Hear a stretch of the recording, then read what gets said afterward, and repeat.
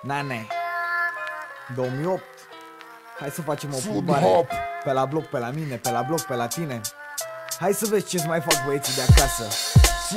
Închide-ți ochii încet, apleacă-ți urechea încet, dă volumul mai tare că sunt pe cale să încep. Hai să ne plimbăm ușor pe străzile de acasă, care în toate nopțile verii te-au ținut treaz. Imaginează-ți blocul, încearcă să-l vizualizezi. Băieții tăi sunt primul lucru pe care o să-l vezi. Sunt aceiași pe care i-ai lăsat când ai plecat. Unul mâncă semințe, unii vorbesc, altul-i beat, nu s-au schimbat. Sunt tot ăia pe care îi știi, aceleași trupuri de bărbați cu minți de copii, tot cu gândul la prostii, numai după combinații.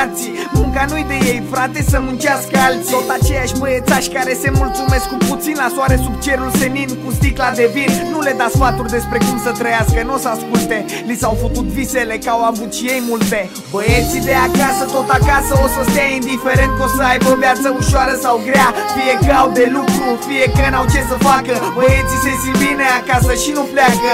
Mereu cu zâmbetul pe buze, nu se stresează, nu îi prea interesează ce urmează.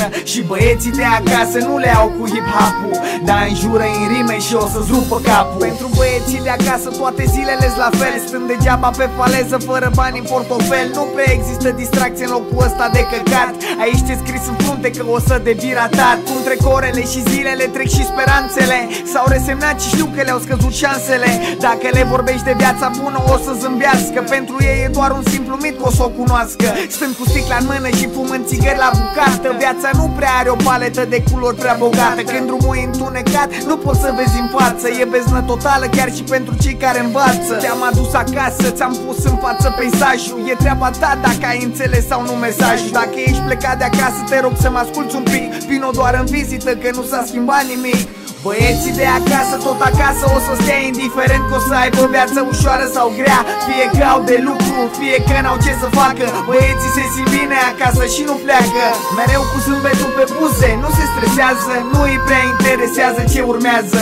Și băieții de acasă nu le au cu hip-hop-ul, dar înjură în rime și o să-ți rupă capul. Știi, nu vreau să crezi că avem gangster la bloc, nici mafioți care pentru bani să-ți dea foc. Avem golani din aia care o ardă aiurea într-una, care-și numără zilele spunând că a mai trecut una. E trist, te gândești că puteau face mult mai mult. Au ales să pice în gol în loc să urci un drum abrupt. În loc să fii plecat la timp, au ales să rămână pentru totdeauna, frate, nu pentru o săptămână. Parcă-i aud cum spuneau, o să mă îmbogățesc. Acum nici ei nu-s mulțumiți de modul în care trăiesc. Stau degeaba, nu muncesc, au renunțat la facultate. Și la mamele e al dracu de greu să-i care în spate. Degeaba mur de toate, pur și simplu nu se poate. Au părinți bolnavi, rupți în genunchi și coate.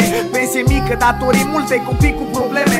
Abia azi ai aflat tu, dar e așa de multă vreme. Băieții de acasă, tot acasă o să stea, indiferent că o să aibă viață ușoară sau grea. Fie că au de lucru, fie că n-au ce să facă. Băieții se simt bine acasă și nu pleacă.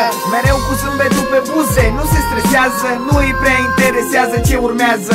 Și băieții de acasă nu le au cu hip-hop-ul, dar înjură în rime și o să-ți rupă capul. Băieții de acasă, tot acasă o să stea, indiferent că o să aibă viață ușoară sau grea. Fie că au de lucru, fie că n-au ce să facă. Băieții se simt bine acasă și nu pleacă. Mereu cu zâmbetul pe buze, nu se stresează, nu îi prea interesează ce urmează. Și băieții de acasă nu le au cu hip-hop-ul, dar înjură în rime și o să-ți rupă capul.